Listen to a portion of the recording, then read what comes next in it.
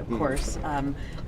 But Golden State plays a little bit like Houston in the up and down game, the three-point game. Do you feel like you could use your first half in Houston as kind of a blueprint of like, okay, this is how we want to play tonight? Yeah, no, we did, and we watched clips today on things from that Houston game that can be addressed, and then also things that we liked, and one of the things I think we can take some positives from is that first half against a very good offensive team and very good individual offensive players. For 2 days we worked on a couple specific things that we did a really good job of in that first half within the half court. Now our transition defense can obviously improve, especially in that third quarter, and we'll try to address that, and we have a good challenge tonight. I know there are always some uncontested threes. That happens, but you guys had a lot of contested threes on Houston. Assuming you do that again tonight, is it even more deflating when you've got the contest, you've got the defense, and somebody drains on anything? You're like, yeah, I mean, it is deflating, and we want it to be deflating that when a team scores on you, we want to continue to develop and grow to have that feeling, that defense. When somebody scores, it does hurt. So when you do have contests and you do things the right way, you can only at some points you can just shake your head and say, shake the guy's hand and say, that was a great shot, without shaking his hand. Ryan, how are you guys doing health-wise going into this one? Jeff is out, Derek is out, Lou's out, and Covington is out. are there any significant updates on any of you? Not at the moment. Didn't Jeff stay back to have it re-examined? Yeah, he did, and we'll when we have further information with it all, we'll get it to you guys. I mean, he's been basically battling a version of that. Yeah, all year, he right? has. I mean, He has. all year has been. Yeah, he has, and he's been trying to play through it, and I know it's been painful for him with things. So obviously when we get more information with it all, we'll have it. Ryan, for you, when you don't have that same point guard every single time, you've talked about that's your connection to the floor. Yeah. What's the challenge for you when it's been a different point guard pretty much every night? Yeah, it has been hard. It has been hard, and it's also, we want to work a guy like Tyus was out for a while with injury, and when you're out for extended periods of time, you have to work them back into things. You want to work them into basketball shape. Two, just in terms of communication shape, where you are leading on the court and things like that, where you're basically getting up to speed with everything you put in and those types of things. So it is a challenge, but I'll say in terms of for myself, it's a something that I think at the end of the year I'll be able to look at and pull a positive from, in terms of being able, having to adapt to different point guards with things. Is there a point in the season, and we're down the road maybe even here, where it gets to the point where it's just not even beneficial for some of these guys to come back? We always want to put, I always say that, we want to put the best team on the floor to compete. And I will always say that, and I stand firm in that. Talk a lot about defensive communication, but in a game like this, how important is it when you got somebody like Bogut that can just drill guys with screens and the way they do it? Yeah. No, that's another thing. I mean, there's a reason this team is, in terms of Golden State, there's a reason they've been, who they are for all these years. And one of those things is the fact that they have guys who do, basically star in their roles. And that's just a prime example of what Bogut brings to their group. He brings a toughness. He does little things, and so in terms of offensive communication, it's the same thing. It goes hand in hand with defensive communication. Who do you like in the tournament?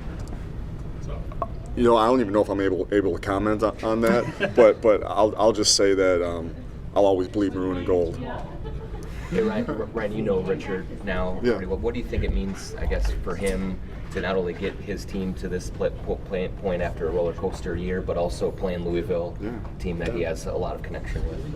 I think more than anything, and we've actually talked. I mean, over the last week, I'd say we've exchanged texts almost every day, and everybody knows my love for the Gophers with everything, and I think that obviously Richard's a professional, and he'll if he thinks it's I think he'll take any type of feelings out of it no matter what has happened, transpired in the past or anything like that. If he thinks it's a good draw, that's what makes him happy about playing Louisville. I don't know if he thinks it's a good draw though, so we didn't talk about that. But he'll be professional about it, obviously. Thank you. Really, Ryan? Out and run, likes to shoot the three. How much can you guys use the first half that you played in Houston as kind of a blueprint of what you'd like to do tonight? I mean, we just got to go out there and defend. We defend, we win. So it doesn't matter what offense they contain. It matters what the defense we bring out that night. Josh Okogie had a nice game for you guys in Houston. You know what it's like to be a rookie and to see those games just keep coming and coming. Do you see him sort of getting a second wind? Yeah, I think, Josh just struggled. I mean, he struggled just a little bit. I don't even think he struggled. I think he was doing more things than just scoring that came up on the box score. So just because he wasn't throwing up 20-point games like on the Sunday don't mean he wasn't contributing at a high pace. I don't think he's hit any rookie wall. I think he's just finding more and more ways to contribute to our team's success. Have you two had any conversations, or has he asked you about how to get through it and how you navigated your first year? It's a big change. I'm always in his ear, so I'm just trying to make sure him and Kate always understand what it takes to continue to find this high level. It takes a lot of work and there's a lot of routine based into it, but also you need to continue to learn. So I've been challenging Kata and Josh all year, starting to challenge Cam. Cam's playing really well as well. So, we have a great group of guys here who are hard workers and are wanting to be great. What do you think of the Cats' chances this year? I think they're going to have a good chance. This is a very, very fun March Madness, and it's because everyone looks beatable at any given night. So it's going to be fun for the fans. You and Tyus, any wagering going on? No, but we should start one, so I'll make sure I take that as a note. Hey, Carl, are you seeing improvements defensively that you guys can hang your hat on, little things here or there, or do you see kind of a lot of the same things happening? There's some improvements, but it has to be consistent. Defense is not played one night and not played the other 81 nights. You have to play it every single night. So obviously consistency has been a problem for us, but we show glimpses and moments of a superb defensive team with the length and the athleticism we contain. We just got to utilize it on an every night basis. With Golden State tonight, assuming that you see a decent amount of Steph Curry, what he likes to do, his game is what it is. We've all seen it so many times. Is there a specific mindset that you're in, knowing the challenge for tonight? Just try to not give him anything easy. Try to make him work for everything. Obviously, everyone knows, like you said, his game and what he likes to do, and so just try to make him work for everything. Because a player like him, you give him one open look, and that's all it'll take for him to heat up. So just trying to make him work for everything. As your brother's about to go into his first tournament here, they're a number one seed. He spent a whole season knowing what it's like to play for Duke and the pressure that goes with it. But is it kind of neat to see him start to go through this first one? And yeah. What have you told him? It definitely is. I'm excited for him. I'm excited for their team. ACC championship was awesome. Awesome for them. Awesome to see. They're playing really well right now, and so just told him just to stick with it, take it one game at a time, and kind of ride that momentum from the ACC tournament into the tournament. And he's done a great job, with the ups and downs of the season, and continuing to work, continuing to try to improve and learn on the fly, and he's going to continue to do so into the tournament. Guys, do you think he can benefit from just kind of being along for the ride in your tournament too, just being by your side, seeing kind of up close how much different that is? For sure, yeah. Just kind of going through it. He was at every game, of mine in the tournament. So seeing the excitement, the energy that's in those arenas, how every game is win or go home. It's a different kind of pressure. It's a different kind of energy. But at the same time, those are the games you want. Those are when you step up to the challenge and want to play in those games. So I look for them to continue to play well and to put a nice streak together. 1 point, and I don't want to say that, wow, that was a good game, because you haven't had a good game. You haven't scored a lot, but I know you've been contributing in other ways. We definitely don't look past that.